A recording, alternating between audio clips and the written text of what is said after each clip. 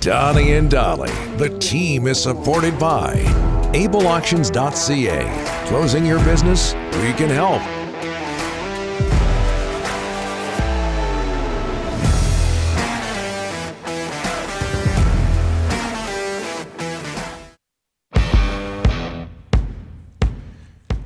Today's guests, including John Shannon, standing by, brought to you by the Vancouver Giants. Giants return to the LEC Friday, November 18th to take on Kamloops.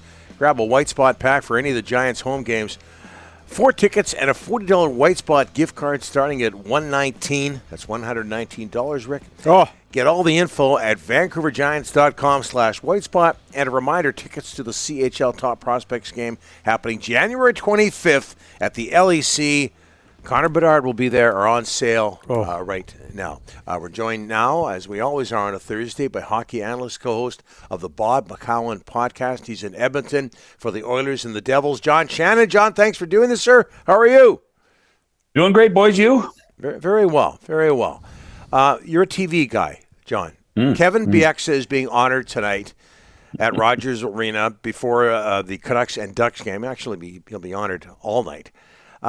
Kevin, of course, working at Hockey Night in Canada now. What has made him, in your opinion, a successful TV analyst?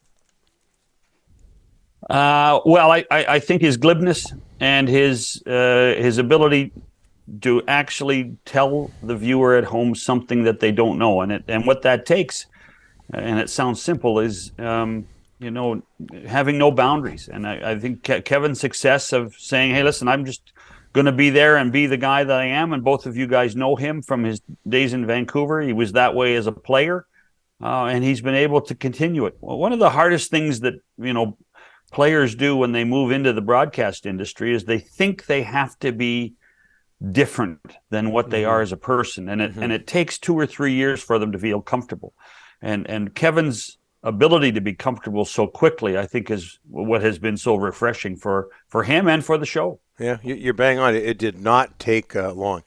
You had Barry Trotz on your Bob McCowan podcast this week. Excellent interview. Can you envision him getting into the National Hockey League or back into the National Hockey League soon? No, I can't. I think that, as Barry explained to us, he still has things that he needs to do in his personal life. He's got houses that he has to juggle. I think he's enjoying his downtime. I think that he also understands and knows that it's his name is always going to be at the top of the list wherever there's an issue, wherever there's a problem. So he's in many ways, Donnie, he's playing with house money, and he's going to do it on his schedule.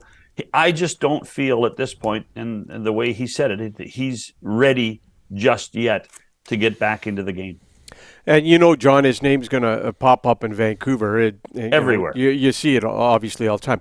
Where's the patience level for the Canucks? They sit in 32nd place, John. Let's be honest, not good. A lot of people say Thanksgiving U.S. holiday, 20-game mark. A lot of teams look at that as a benchmark going forward. Where do you think Jim Rutherford's patience level is?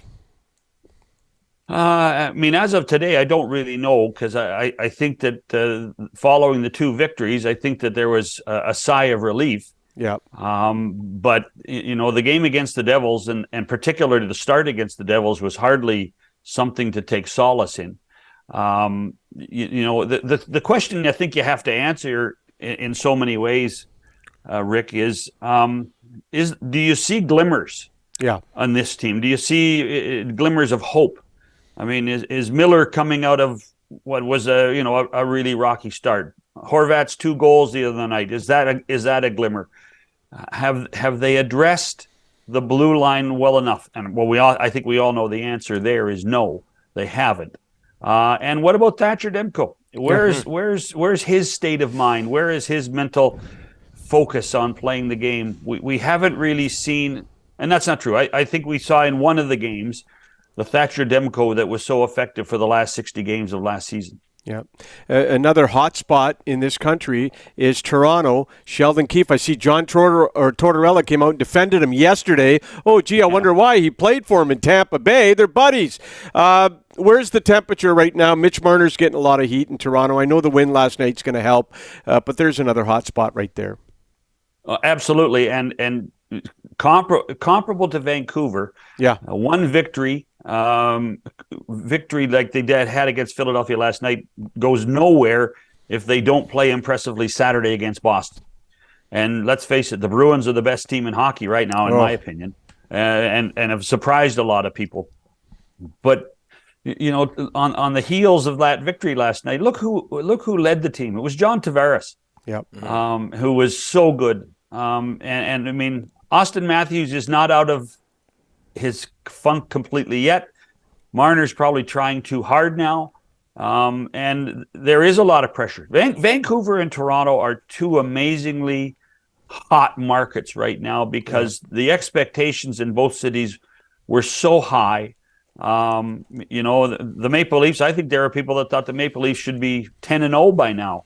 And we think in Vancouver that this team should be better. And I asked the general manager the other day why there appears to be so much pressure in the league right now, and it's because everybody thought they were going to be better over the summer. And the two teams that said, you know what, we're not going to be very good, but we're going to really try hard.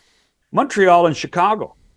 And Montreal and Chicago have been great stories this year because they've underpromised and over-delivered.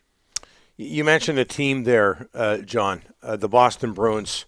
Such a hot start. And they've had injuries, and Marchand just came back, McAvoy. Mm-hmm. Do we underestimate Jim Montgomery as a head coach because of his issues in Dallas?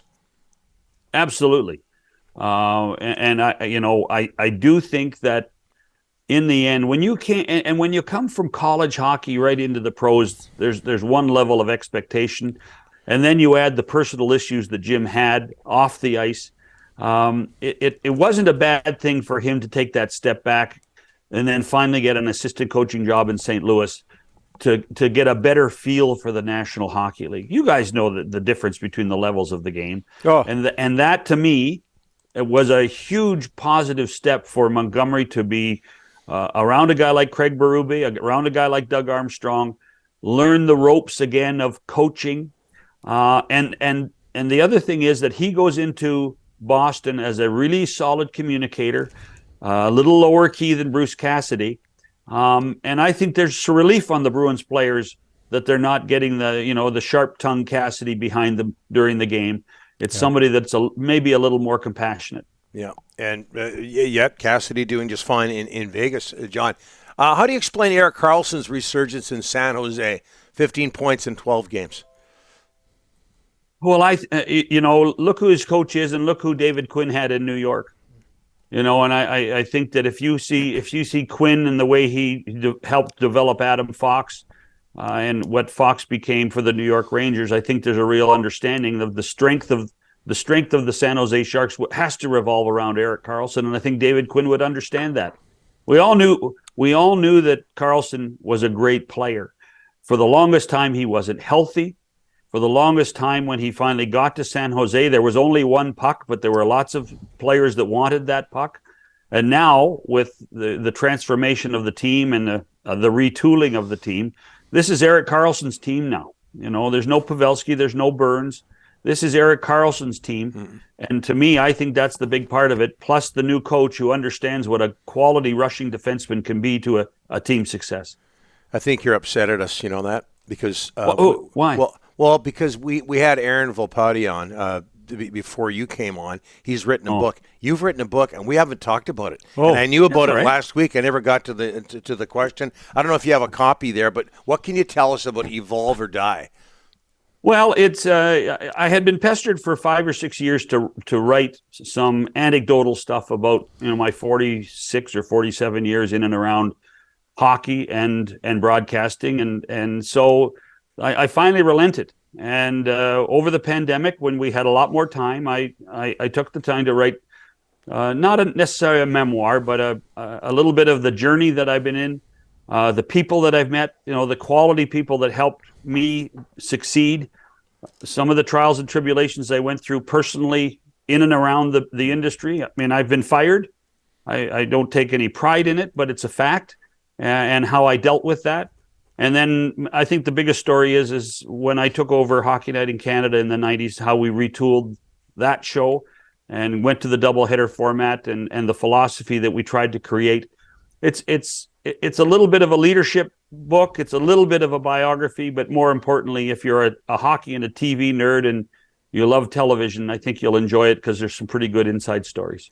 I don't know if we have the time here, John, but could you expand on what it's like to be fired in the broadcast industry? Because Rick and I aren't familiar with that. Yeah. Well, we're going to have one of the greatest clubs of all time one day. It is going to be large.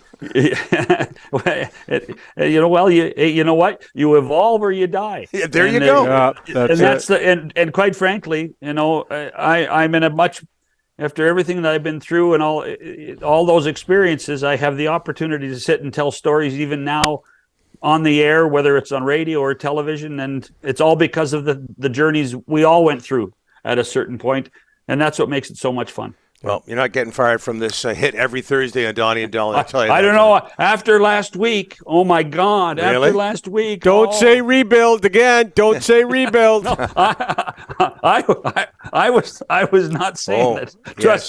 Trust me. But I'm a big boy. I can take that stuff. Yeah, I forgot the text you sent me. I didn't respond yet. Yes, I know. Rebuild. Yes. Okay, John. Thanks so much. We'll talk to you next Thursday.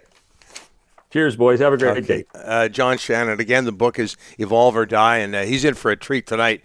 Devils and Oilers.